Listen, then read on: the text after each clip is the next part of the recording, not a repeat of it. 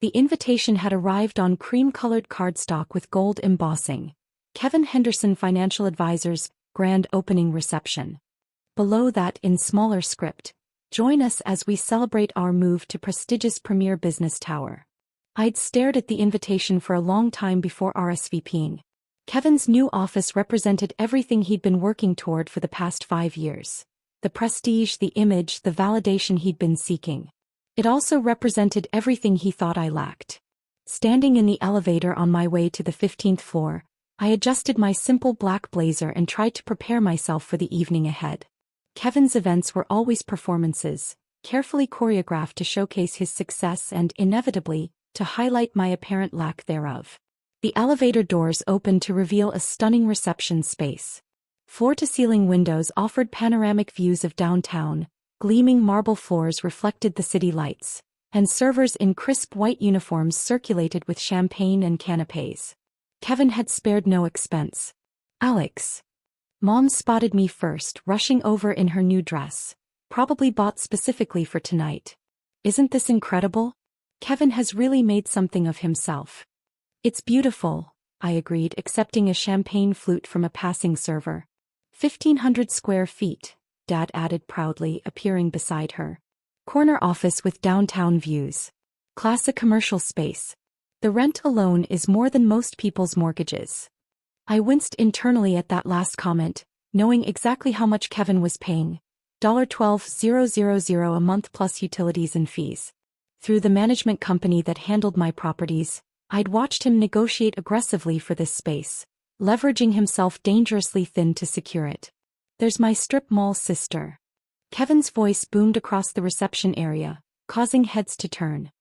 He strode toward me with his arms spread wide, his smile bright and false.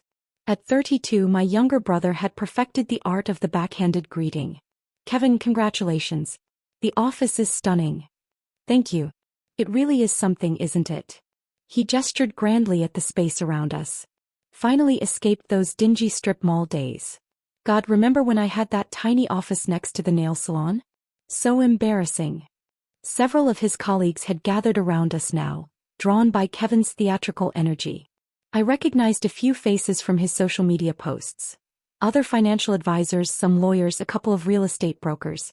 The kind of professionals who understood the importance of image in building client relationships. "Alex here knows all about strip malls," Kevin announced to the group, his tone warm but condescending. "She's been running her little consulting business out of one for years now. Very authentic." The group chuckled politely, the way people do when they're not sure if they're supposed to be laughing. I kept my expression neutral, used to being Kevin's comedic relief at family gatherings. "What kind of consulting?" asked a woman in an expensive suit, her tone suggesting genuine curiosity mixed with pity. "Business advisory stuff," Kevin answered before I could respond. "You know, helping small shops with their books, maybe some basic business planning. Very grassroots." "How noble," another colleague added, the word carrying just enough emphasis to make it sound like an insult. "The thing is," Kevin continued, warming to his theme, "Alex has always been comfortable with simpler things. And there's nothing wrong with that. Not everyone needs to operate at this level." He gestured around the gleaming office. "Some people are perfectly happy in strip malls. Real businesses don't operate from strip malls," declared a man I didn't recognize, tall, silver-haired, wearing a watch that probably cost more than most people's cars. "Unlike some people we know." He shot me a meaningful look, clearly following Kevin's lead. The group murmured agreement. I could see the judgment in their eyes. Poor Kevin having to deal with his unsuccessful sister's embarrassing business choices. Now, Mom interjected, though her voice carried more uncertainty than conviction. "Alex works very hard." "Of course she does," Kevin said with exaggerated patience. "I'm not questioning her work ethic. I'm talking about ambition. About image.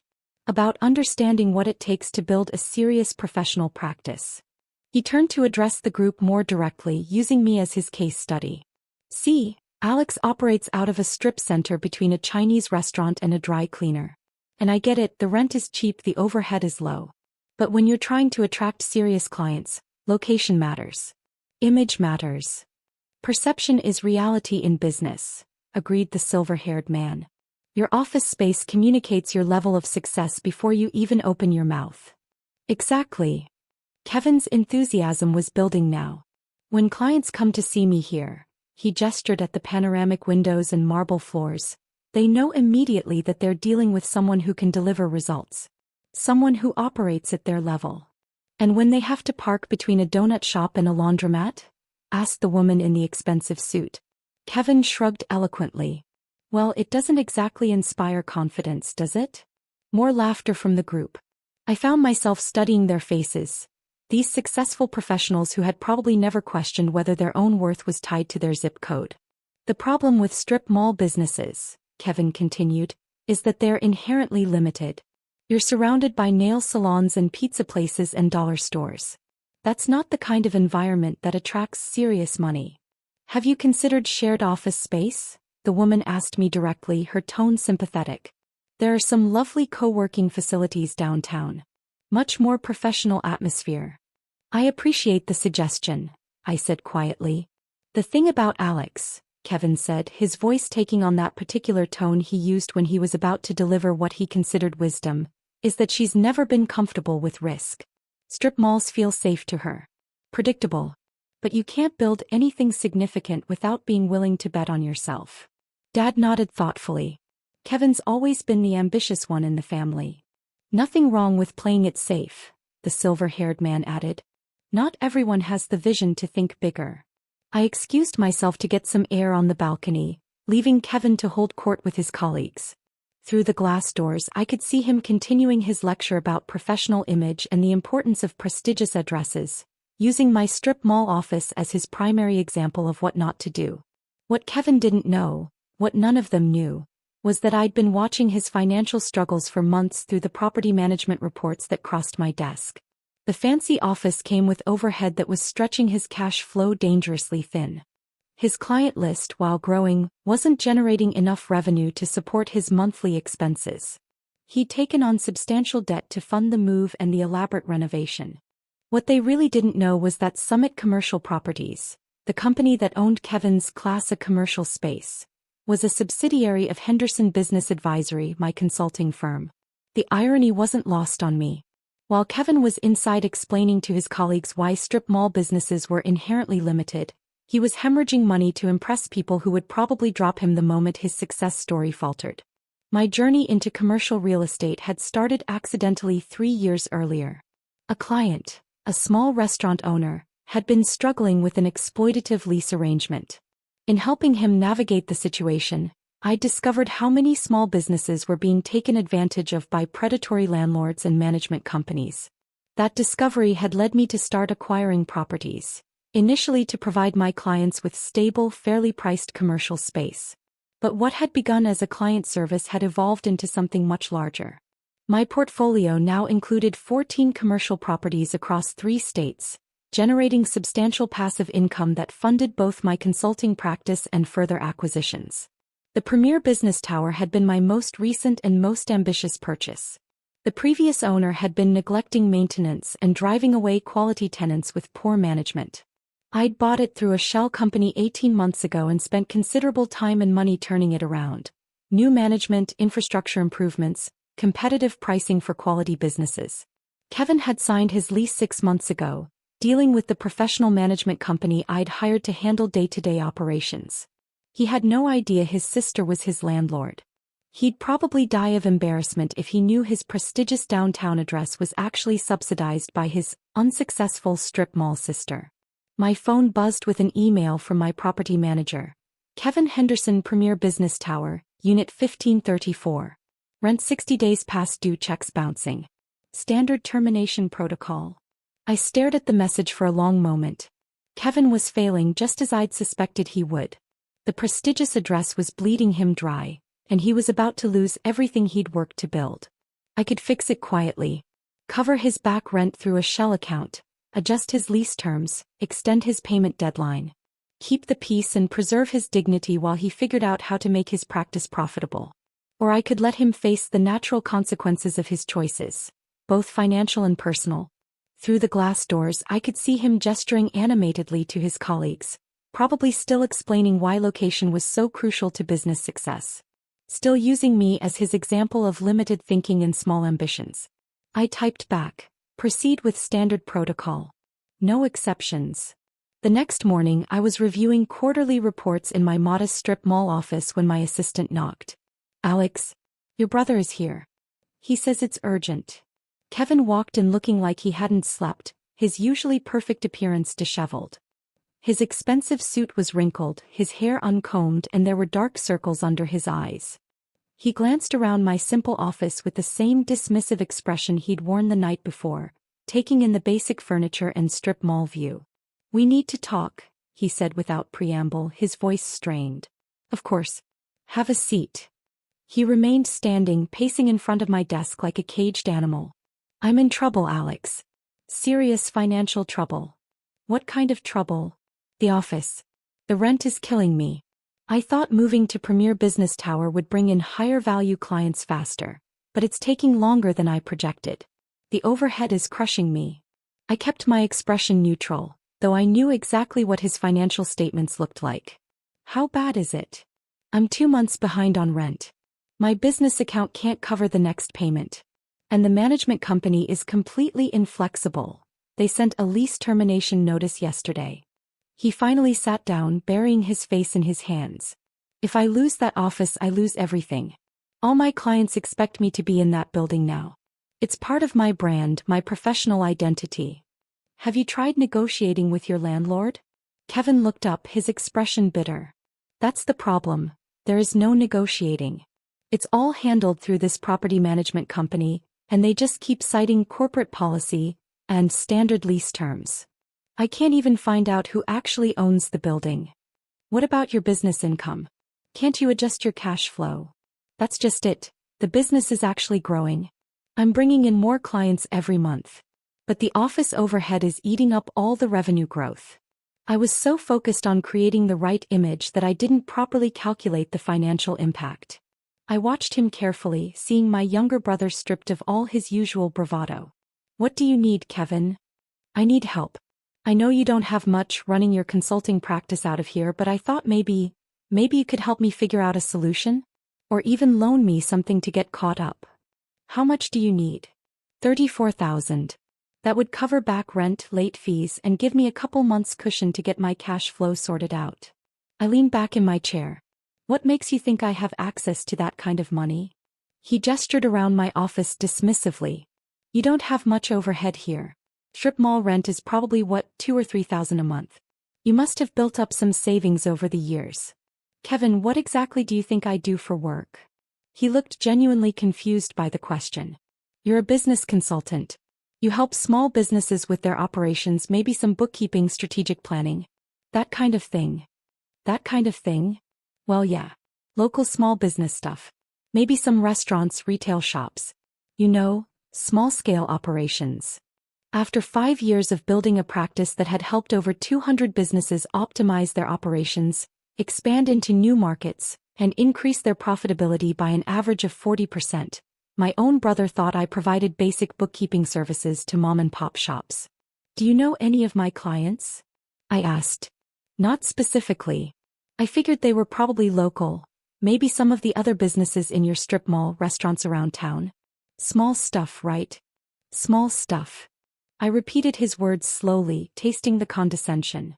Alex, I'm not trying to be dismissive. I'm just being realistic about scale.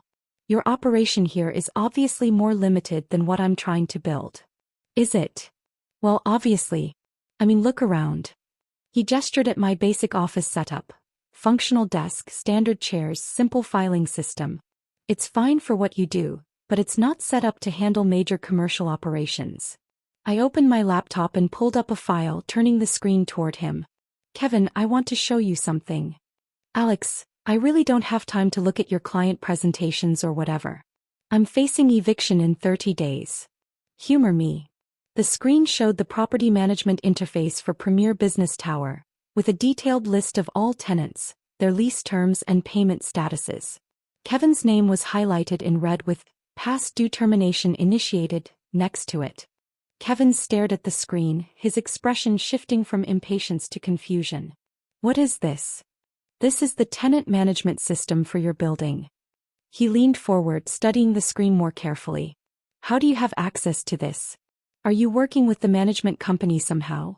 In a manner of speaking. I pulled up another screen showing the corporate structure of Summit Commercial Properties, the LLC that owned Premier Business Tower. At the top of the organizational chart was Henderson Business Advisory. My company. Kevin, I own your building. The words hung in the air between us. Kevin's face went through several distinct expressions: confusion, disbelief, and finally, dawning comprehension. You own the building? Through Summit Commercial Properties, yes. I acquired it 18 months ago. That's impossible. I pulled up the acquisition documents, the financial statements, the property improvement invoices. Kevin's face grew paler with each screen. You've been past due for 60 days, I continued matter-of-factly. Your checks have been bouncing for 3 weeks. The management company recommended standard lease termination procedures. You're my landlord? I'm your landlord. Kevin stared at the screen, then at me, then back at the screen. All this time, you've been collecting rent from me? All this time, you've been telling everyone how limited and unsuccessful I am. But you work out of a strip mall. I own this strip mall, Kevin. I own 14 commercial properties across 3 states. My consulting practice helps businesses acquire and optimize commercial real estate portfolios. What you call small business stuff generates enough revenue to buy downtown office buildings. Kevin's mouth opened and closed soundlessly. Last night at your party, you used me as your primary example of limited thinking. You told your colleagues that real businesses don't operate from strip malls. You laughed about my location between the Chinese restaurant and the dry cleaner.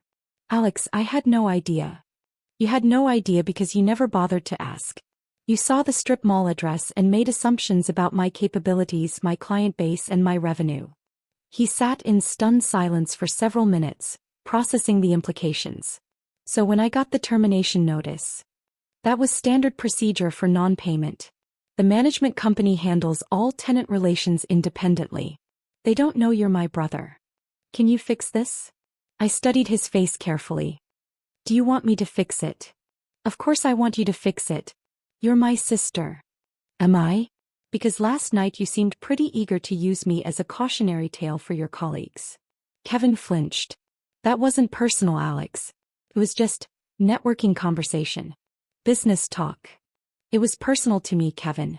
It's been personal for 5 years of family gatherings where you've dismissed my work as cute or simple.